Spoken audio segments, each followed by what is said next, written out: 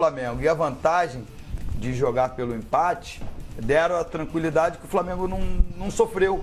A gente vê nos melhores momentos aí, foi quem criou as melhores oportunidades e por isso venceu.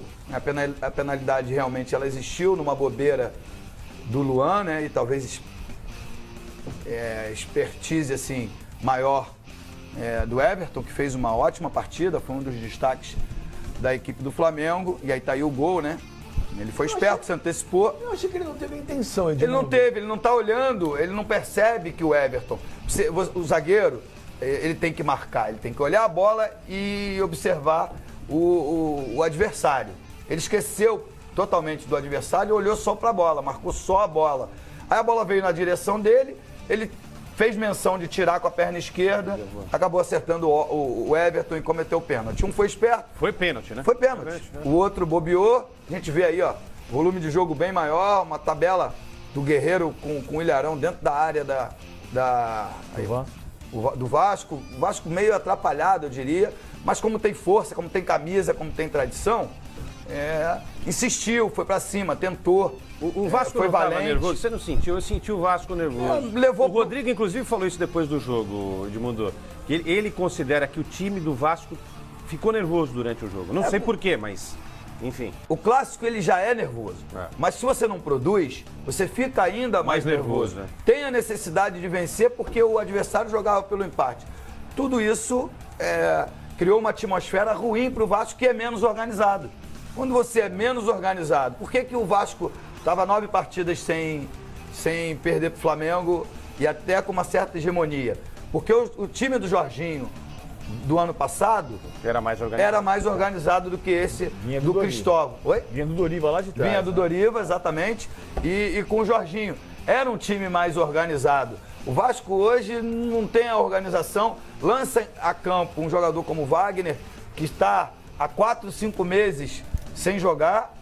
Então o Vasco ainda é um time em formação e sem produzir aquilo que pode. Deixa eu meter minha colher aí. Você citou o nome de 2 jogadores aí do Vasco, né? Nenê e o Luan, né?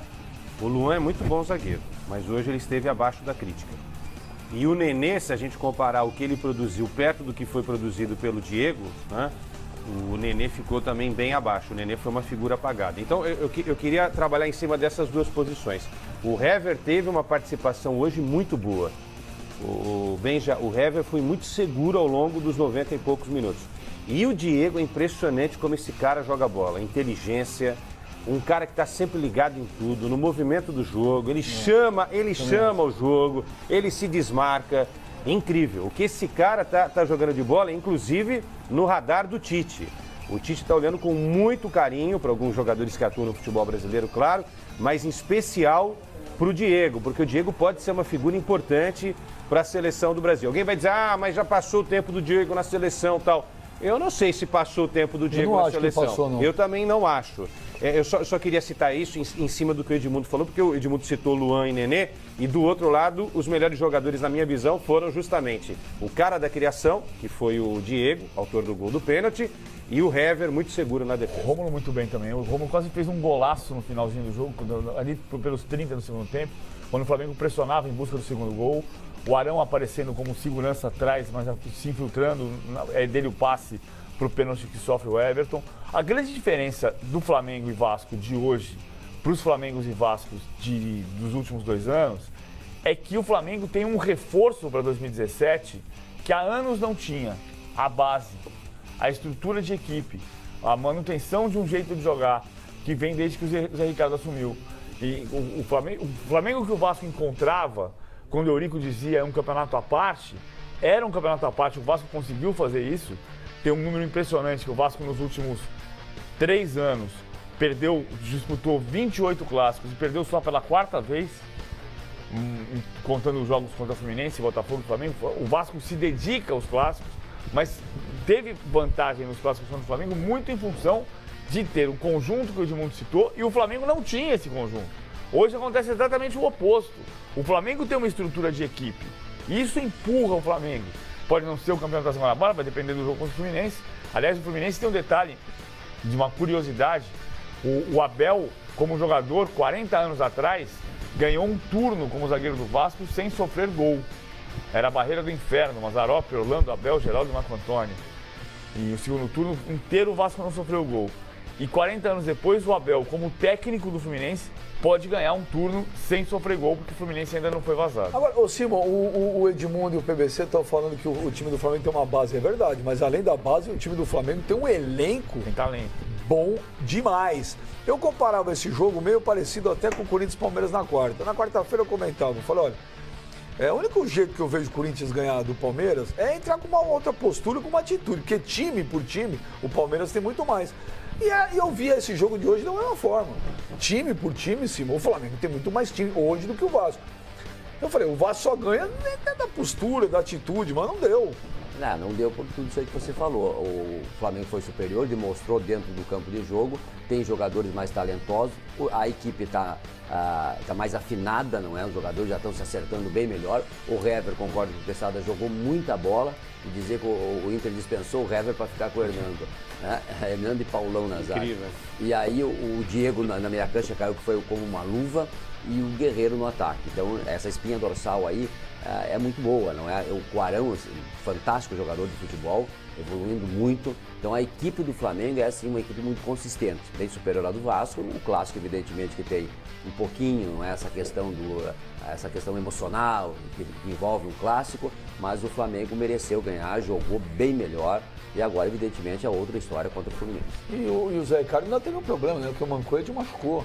Ainda no primeiro tempo. Depois, no segundo tempo, entrou o Berril. Entrou o Gabriel também no intervalo da partida. Enfim, é um time que tá ganhando. Quando esse time tá pronto? Esse time do Flamengo tá pronto para uma Libertadores, para o Brasileirão? Tá pronto. É time de ponta? É time para ganhar Libertadores? É time para ganhar Brasileiro? É time para disputar tudo isso.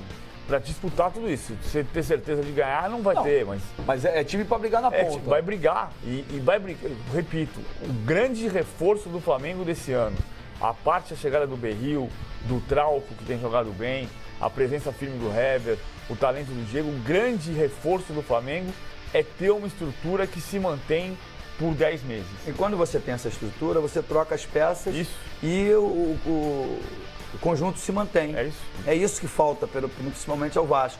Você pode perder o Mancoejo, porque você vai repor, mesmo que seja com o Gabriel. O Gabriel não é brilhante, ainda não empolgou com a camisa do Flamengo, só que ele cumpre bem aquela função que já é pré-determinada pelo treinador, pelo Zé Ricardo.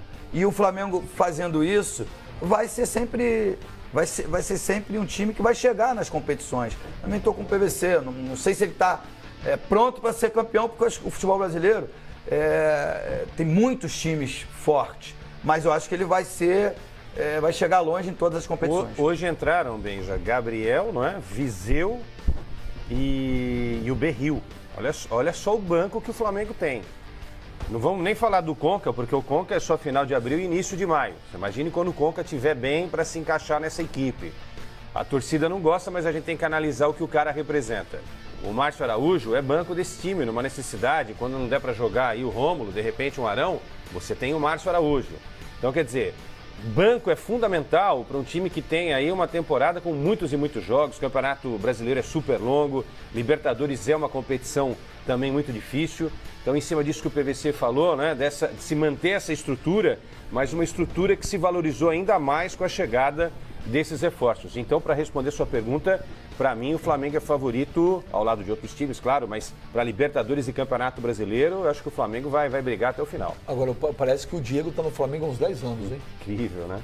Parece que o Flamengo, é impressionante. Ele é jogador moderno, ele corre, ele marca, ele tem liderança. E hoje, depois do que ele bateu o pênalti, ele falou, né, que hoje está difícil para bater pênalti, que agora todo mundo filma, estuda. Então o jogador tem que se reinventar, ele falou. Então ele falou que ele bateu de uma forma diferente, que ele está começando a bater diferente os pênaltis, porque os goleiros já estão estudando muito como é que ele bate pênalti. Você lembra quando, desculpa, você lembra quando o jogador começou no Santos, o Diego começou no Santos, né? Lógico. Você acompanhou a carreira dele inteira, eu também. PVC também, de Muniz em cima. Fez uma dupla incrível com o Robinho. Era um garoto.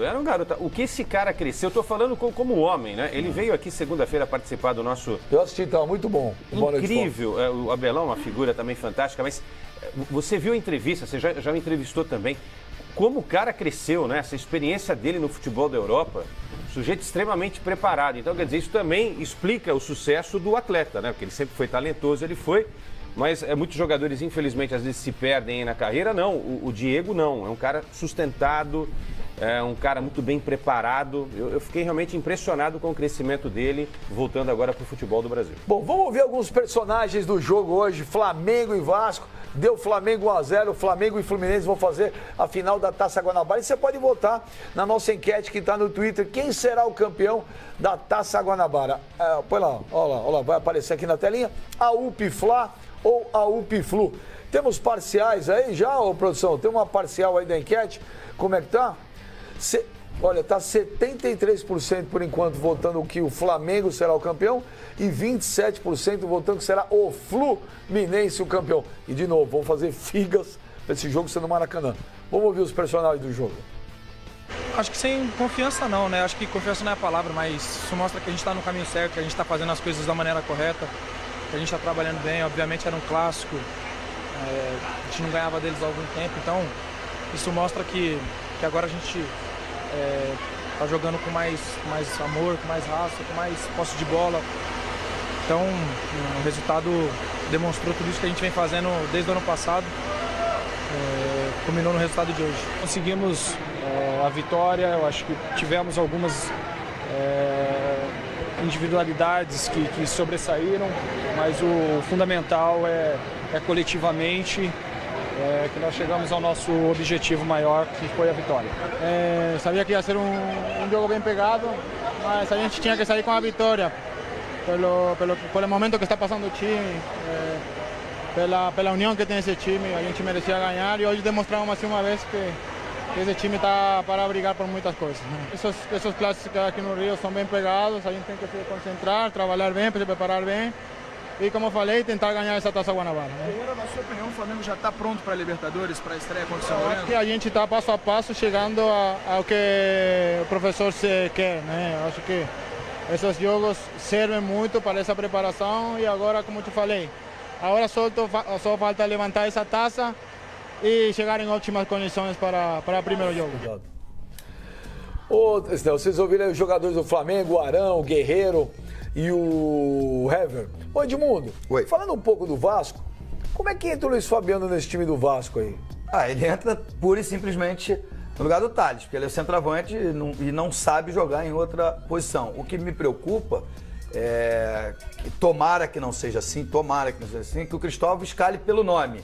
Se ele escalar pelo nome, vai jogar Kelvin, Luiz Fabiano, de frente para trás, né? Kelvin, Luiz Fabiano, Wagner e Nenê. Aí, meu filho, vamos torcer e rezar. Por quê? Porque no Campeonato Estadual vai. Né? O Vasco perdeu o Clássico pro Fluminense, agora perdeu o Clássico pro Flamengo, ganhou dos pequenos, chegou à semifinal. Teoricamente, uma campanha positiva, certo? Só que no Campeonato Brasileiro, os clássicos são constantes. E com esses jogadores com uma média de idade alta, sem uma participação efetiva, sem correr, sem lutar, sem se doar, eu acho que vai sofrer. Hoje eu acho, inclusive, que foi um erro começar com o Wagner e não com Claro. o Guilherme. E aí ele cria... Desculpa...